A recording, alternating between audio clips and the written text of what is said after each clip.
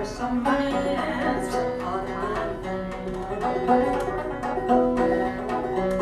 He brought her no money, but he flattered her gaze. Said we'll go and get married, there'll be no disgrace.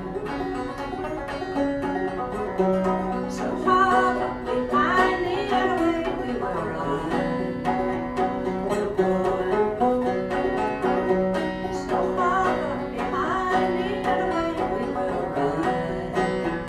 We'll go and get married and you'll be my bride. She got up behind him and away they go, riding down to the river where deep water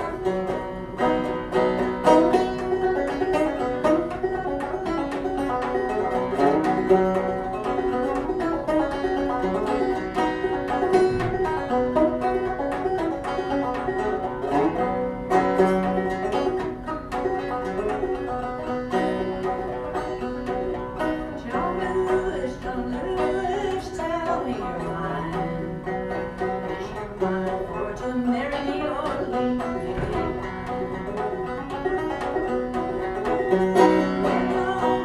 Well, I'll tell you my mind.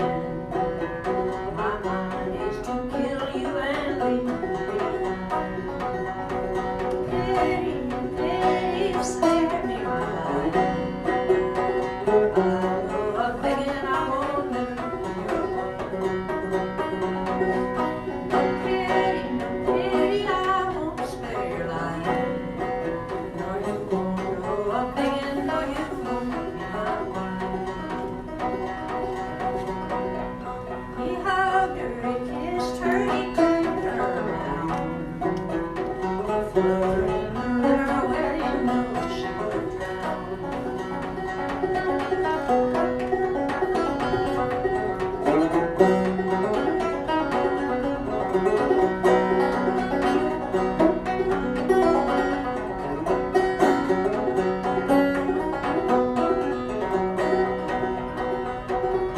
And people is split from the city and town.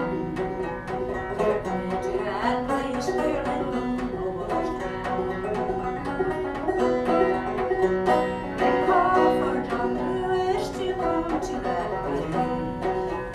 They set her up before him, you could see her face. They took him to the jailhouse, they locked him inside. You know he would not have been there if he had not killed his bride.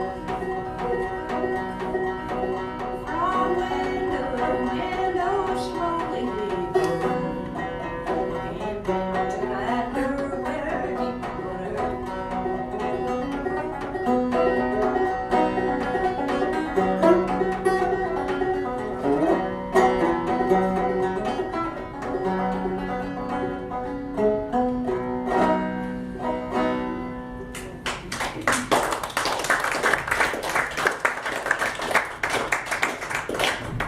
So she killed him? No. You were listening. No, I had thought that you said that this was one of the few ballads where she killed him. I said there are very few ballads where Oh, I see. Yeah, because I was waiting for her to Oh, come out come of the sit water. front and read my lips. I did hear what you sang, by the way. So, while you still have the accompaniment in your mind, the guitar, I think, has wreaked a lot of problems on folk music, American folk music, because people play immediately in chords on it. Chords. There are chords here, but this is basically a lot of melody. I did a study of the type of accompaniment that people have in the real folk community. I am not a real folk singer. I'm a generation on. Very prosperous family, listening to folk songs on records and osmosing them in.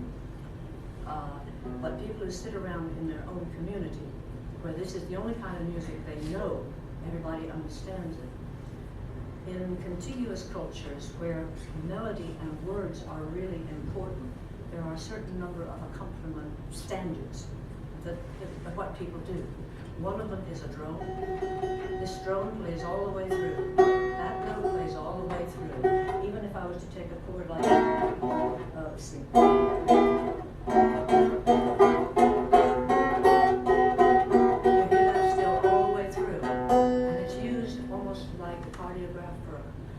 Graph paper for a cardiograph. It gives you a basis against which to listen.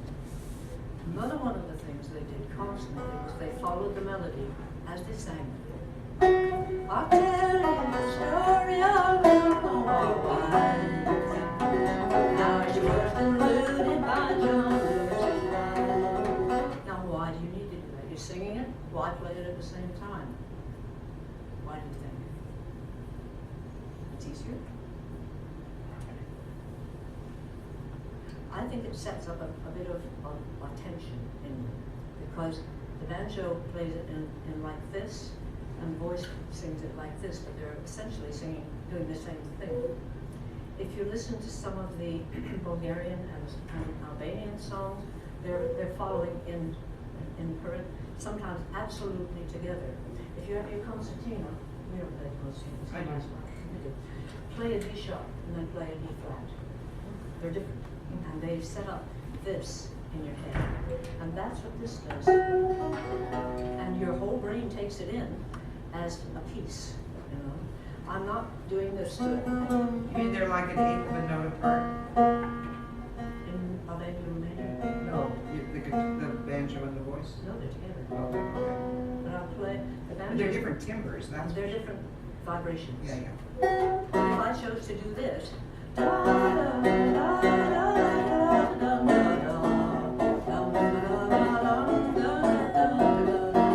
what the guitar would be tempted to do.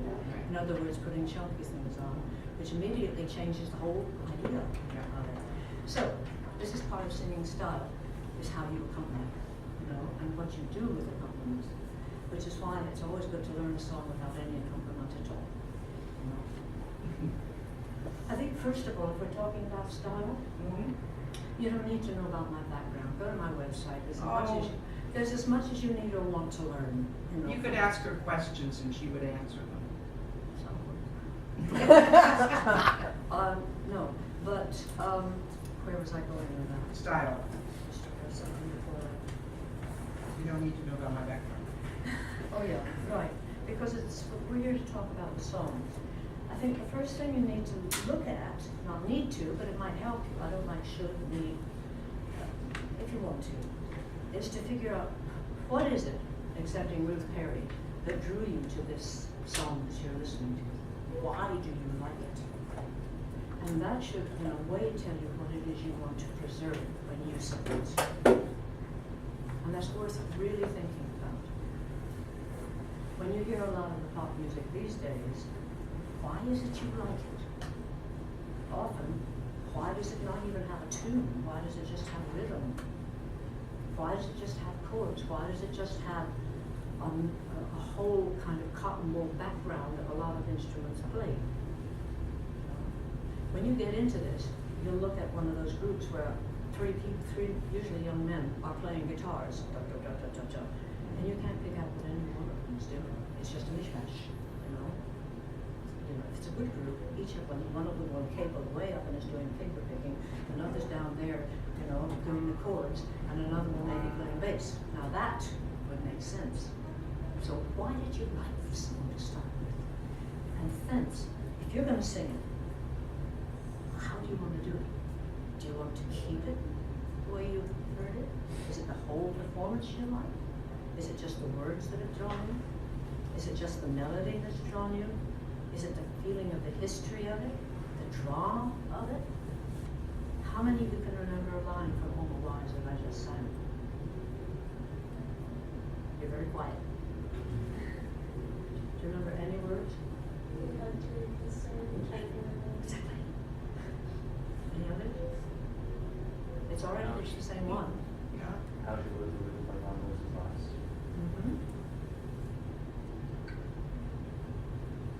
Because so many of these songs, they've been honed by singers way before you, who have virtually turned them into little works of art. And that's the line I aim for. He loved her, actually. If you read the story, she was a lower class, so-called, and his mother wanted him to marry someone else and said, you can't marry her, you can't marry her, but meanwhile she's pregnant, and there'll be no disgrace. You know? So he kills her. And he, in the real story, as I understand it, he's not brought to the river to see her. The townspeople bring reports to where he's sitting on his porch with another woman. And they hold her up in front of him. Now, this could be folklore, but it's bloody great story. You know? So, those words, he hugged her, he kissed her, and turned her around. That's hair-raising. Because he's obviously in his full mind, you know? It's calculated. And people do the most amazing things to marry for money, you know? So, what is it that draws you to them? I was drawn to this by that story, because I know 5, 6, 7, 8, 9 probably songs about men killing women, usually the ones they love. Yeah, nearly always the one they love. Or have loved. Or have loved. And those same words keep appearing, pity, pity, spare me my life, you know. That comes in the one where the boy kills the father. Polly, pretty Polly. No, it's not pretty Polly. My mind is on blank. But the little boy kills his father because his father's killed his mother. But he kills a parent. Faust Buttrage. Probably that's I'll remember. It's absolutely gorgeous ballad. Is this American version? It is that. Oh. So I'm attracted by, I learned a lot of my songs from books. When I went to England when I was 20, I no longer had access to hearing all the records and everything. And there weren't any American singers around. I liked the American singers and the songs. I'm lousy at singing in English because I don't have the right vowels. So I learned a lot of my songs from books with this history behind me of 2 decades of hearing folk music played and sung all around me. So I had that ability to take a song from a book and say, this is the way I think it should be sung, or maybe was sung by its original person. But you, if you ask yourself why you want to sing a song, that's your first key question, because that should set you on an idea of style. You know? If it's only the melody you like, don't sing it in public, you know, because you'll make a mess of it. You have to like the whole thing in a way, because it is a complete production. Meaning words and music. Words, music, the emotions behind it, trying to imagine why it was written in the first place, and what it means to you in your life. You know, it might be hard for some of you women to sing John Johanna. It might be, because this is and it might be hard for you. But you did a very, very good job. You really did. It was excellent. You got it. You got it there. But I reckon if you just try singing this just unaccompanied, free yourself from, you know the tune well enough now. Free yourself from it, and read up a little bit on what these people put up with, you know, in the history of this amazing country. And you Peggy, explain why you wanted to know American songs. Why you were trying to gather up American songs when you were in England. Oh, I was beginning to have lose my cultural identity in England. I was married, I was Scotsman. Well, I wasn't married for 20 years. I had 3 bastard children, so how's that? But I was drenched in English and Scottish music over there, and this was 1956. You're talking about March 25th. And I was brought into the country as a banjo player who sang for an American play called Dark of the Moon. And do you know a group called the Weavers? Okay. This is a group of Brother Pete and 3 of his friends formed. And they are the reason that Goodnight Irene is known, and the Midnight Special, and songs of Red Belly, because they took those songs and became popular in the 50s. And they hit the charts They big. hit the charts They big were, time. they were, you know, leading, I don't know what the Yeah, figures well, are. what they did is they sweetened it all. They took Lead Belly. If you compare Lead Belly's Goodnight Irene with the Weavers' Goodnight Irene, you'll see what we're talking about in stylistic. We're doing a crash course here.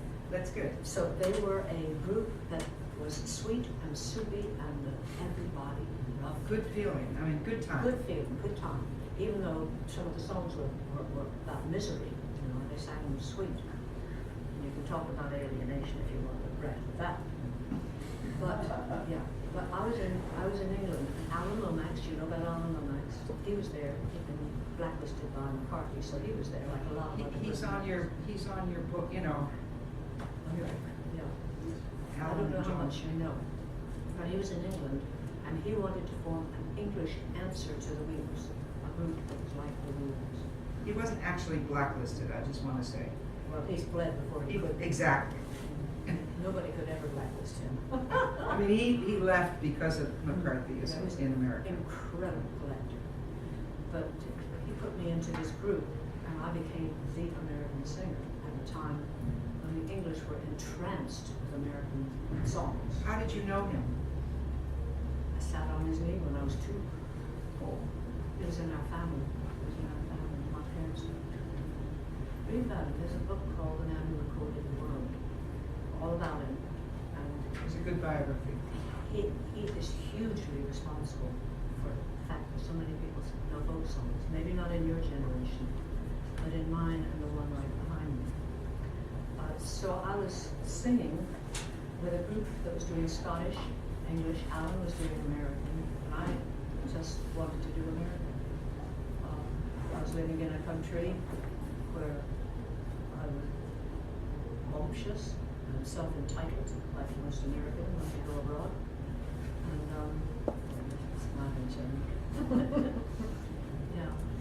And I found that what I had to offer was American songs. I didn't learn the English ones. I know them, I know an awful lot of them, but I never sang them on stage because I thought I couldn't do it properly.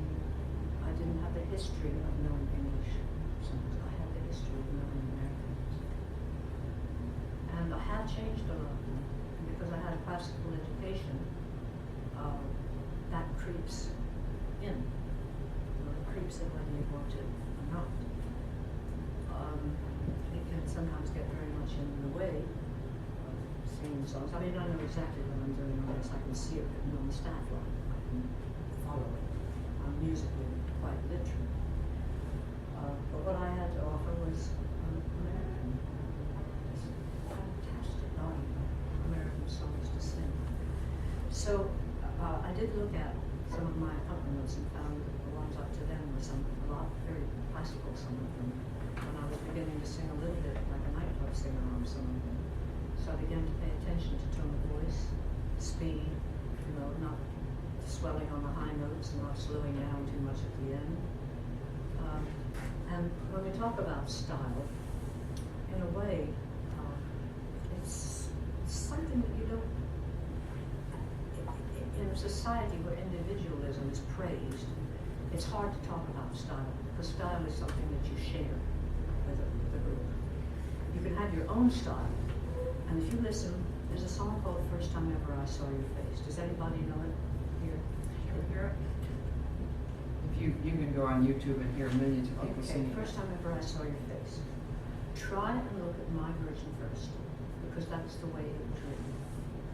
Then listen to the soul version, the gospel version, the hip hop version, the country version, the rap version. That's a good idea. Yeah, and see what people have done with This it. is a written song.